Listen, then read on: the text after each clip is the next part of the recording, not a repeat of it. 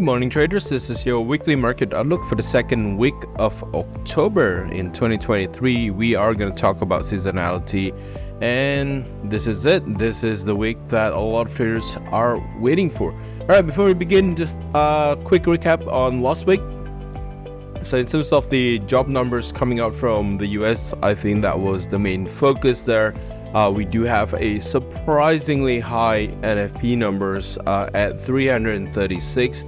Previous month's number was actually revised up from 187 to 227. It is a significant gain in the market, considering the market's consensus is 170,000. So we are practically getting double what the market consensus is. I think the only thing disappointing is probably the unemployment rate. So we got 3.8%. We didn't see the unemployment rate change. Consensus was for a drop to 3.7%. If we do see that drop, I think that was a significant gain for the US dollar.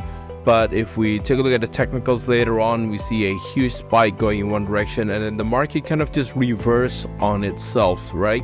There's a lot of things to consider. Obviously, if yields fails to progress further, some profit taking are in place. So we do have a technical correction that goes on last Friday following the NFP release. So obviously that could create a little bit of surprise in the market, considering the highly positive number from the NFP. I think there was a little bit of a disappointment in terms of the wages, but that's pretty much it. That was last week. We do have a surprisingly good employment numbers coming out from the US. I think it remains resilient considering the JOLTS job openings numbers as well. That was up 9.61. Market was just expecting a slight drop to 8.8. Previous number was revised up to 8.92. So there was a lot of positive revision for the US employment numbers.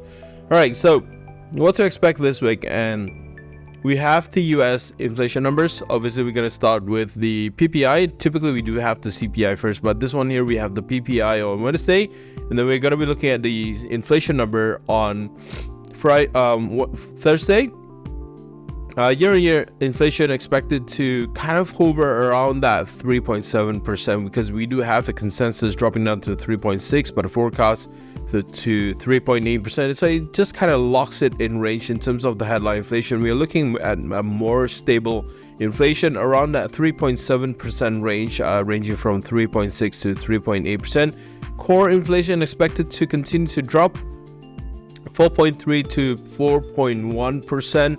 Monthly changes, expecting the monthly changes to kind of drop down a little bit from 0.6% to 0.3% on the headline inflation. The core inflation expected to remain the same in terms of the monthly change at 0.3%. All right, PPI monthly change expected to drop from 0.7% to 0.3%.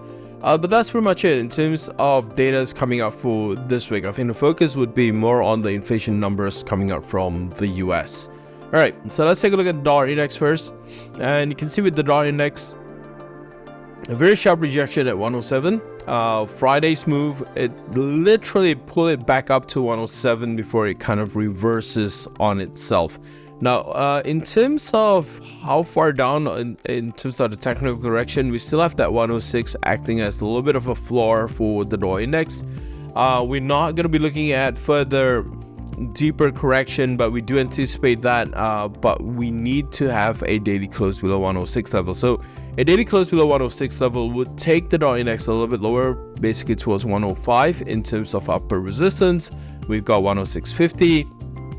And we still have 107. Momentum does point for, further correction to the downside. But again, we can't measure the drop in stochastics with the drop in the index itself. So take that into consideration when you take a look at the dollar index. So I think this one here, we're due for a little bit more of a push lower on the dollar index. But how significant that push is really depends on how aggressive the dollar index drops below that 106 level. Now the Aussie USD is up next. Obviously, we have taken into account the Aussie USD, the potential correction happening for the Aussie USD. Last week, it actually reached 50% in terms of the technical correction. It does take this back up above that 63.50 support level for the Aussie USD. So this one here is back in range again between 63.50 to 65 cents. At this point in time, we are still looking for a little bit more of a deeper correction to the upside, considering the momentum is actually about to cross right now. We're going to be looking at about 64 cents to 64.50 level as a potential correction level. That means we're looking at about 61.8% to 78.6% in terms of a technical correction. All right, moving on to the Euro USD, we bounced off 1.05 and closing the week above 1.0550, but still below that 106 level. So 106 level is going to be the immediate resistance for the Euro USD. Ultimately, though, we're still going to be looking at a possibility of 1.0650 and 1.07 acting as a stronger resistance for the Euro USD. Now, let me just stop here for a little bit, because the theme for seasonality that we're looking for in the final quarters in 2023 is actually going to begin with this week. So historically, the way we look at October is that the first 2 weeks of October is a little bit more of a transitional period, and once we pass that 2 weeks period, we typically see a little bit more of a risk on or risk sentiment that comes back into the market, and that could potentially push the US dollar lower. It could drive the Euro USD, the Aussie USD, and the Pound USD higher. Now, this is in the context of seasonality. There is a little bit of a thought here that should be considered. Over the weekend, we have Israel being attacked by Hamas. Now, this, we don't know how, we know there's going to be conflicts over there, but we don't know how strong the impact it is going to be into the market. We'll take a look at oil later on, because I think oil is definitely one that is going to take the impact a lot more than the other assets here. But considering if the situation goes a little bit out of control, it could drive safe haven for the US dollar, so it could actually strengthen the US dollar, but we don't know how the situation is, so we're not going to include that into our analysis at this point in time. We're still going to be looking at a potential of a seasonality risk on for the month of October. So we're still looking at a potential drop in the US dollar, potential gain in the Euro USD and Pound USD, but we'll see how it is for the month of October. So for the Euro USD, this one here is back out above 1.05, didn't close above 1.06, so we're still going to be looking at 1.06 as a potential resistance, 1.0650, and then 1.07 on the Euro USD. Now for the Pound USD, this one here bounces off that 127.2% Fibonacci extension that we have been mentioning. Price could actually reach that level first before we see any significant bounce. We did have that bounce. Price did touch 127.2% and then immediately bounces off from 1.21. But taking a look at the current positioning in the market, it's hovering around the 1.22 level. The momentum does suggest that we might see a little bit of a deeper pullback on the Pound USD, but we would still consider 1.23 and 1.2350 as the major resistance for the Pound USD this week. Okay, now for that transitional period where we consider the October the month of October to be that seasonal turnaround for the market there in terms of risk, we need to see the Pound USD actually surpassing that orange box that we have. That orange box, if you don't remember, this was something that was actually talked about 2 weeks ago, where we have the weekly close forming a 3 black crows, right? So that's the orange box. So we basically need to see price goes up above that orange box, and that takes it to a very high level. It is about 1.27, and to get to 1.27 for the Pound USD, there's a lot of resistance. We've got 1.23, 1.2350, 1.25, 1.2550. So be very careful with the sterling there. We are looking at a potential bounce coming out from the Pound USD here. But in terms of looking for crazy targets like a return towards 1.29, 1.23, 1.3, there's a lot of transitional levels for the pound USD. So we'll take this week by week. And for this week, we are going to be focusing on 1.23 and 1.2350 as the immediate resistance for the pound USD. Beyond that, we're going to be looking at 1.25 and 1.2550 for the pound USD.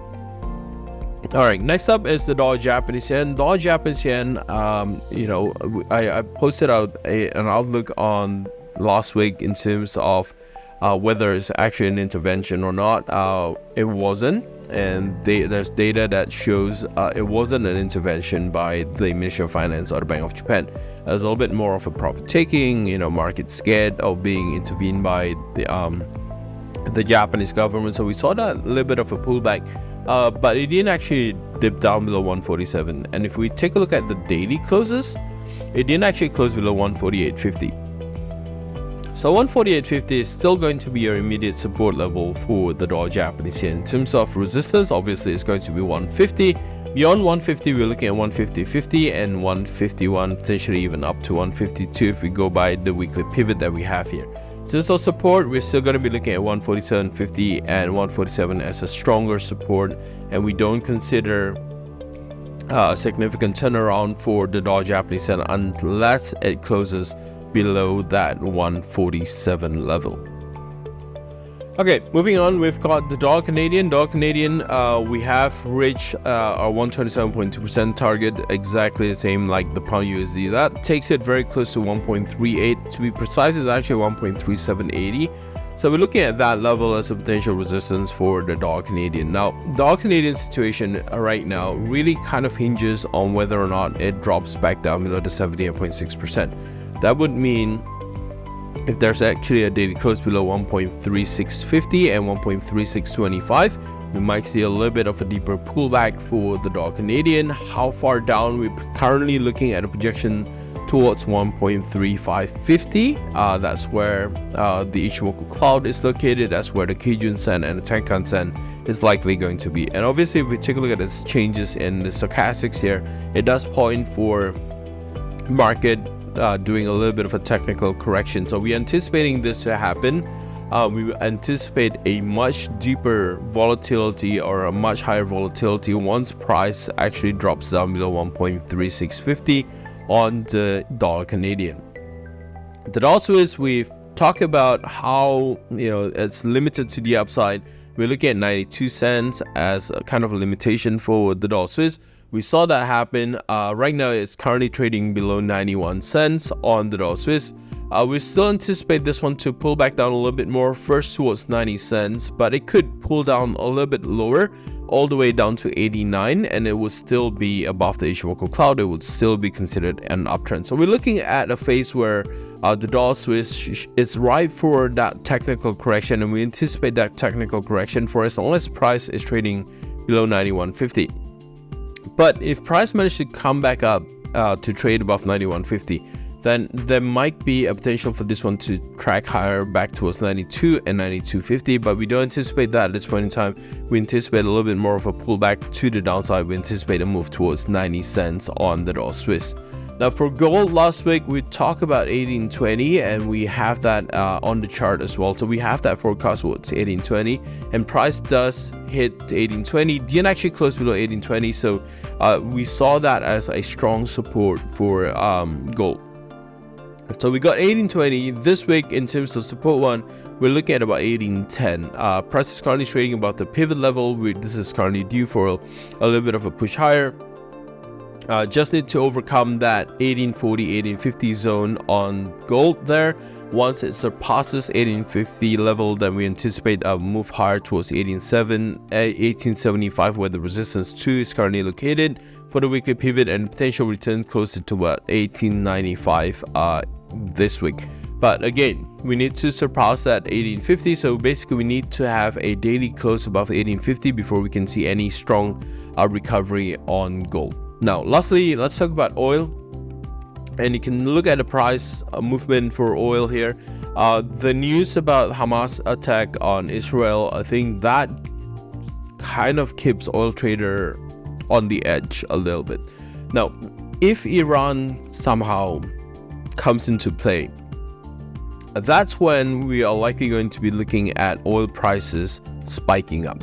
Now, from a technical standpoint, if we take a look at this one here, we only need a daily close above $85 per barrel.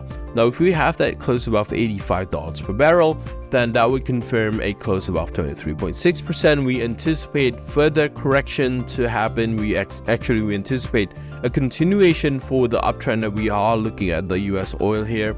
So we could actually return back towards 90 cents and potentially even 95 or even higher. Now, obviously, we are looking at seasonality.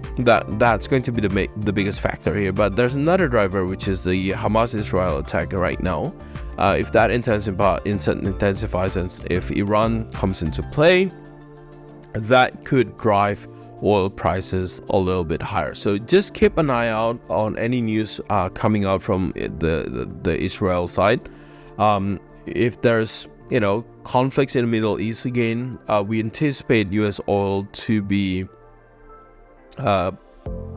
demand for US oil to actually go up again. Demand for oil is actually going to go up. So from a technical standpoint, we are looking good. We just need a daily close above 85, and if it does close above 85, we might actually see a potential pullback towards 90 and then $95 per barrel for US oil. So this one here is actually going to be a very interesting watch, especially there are two factors comes into play, three actually, because we are waiting for that seasonality turnaround for the risks in the market, the situation in Israel at this point in time, as well as the technical bounce that we have, which is bouncing from the Ishimoku cloud. Stochastics is about to cross up again, and price is currently up above $85 per barrel. So I think this is actually going to be a very interesting watch for the next 3 months. All right, so with that, good luck to your trades. I'll see you soon.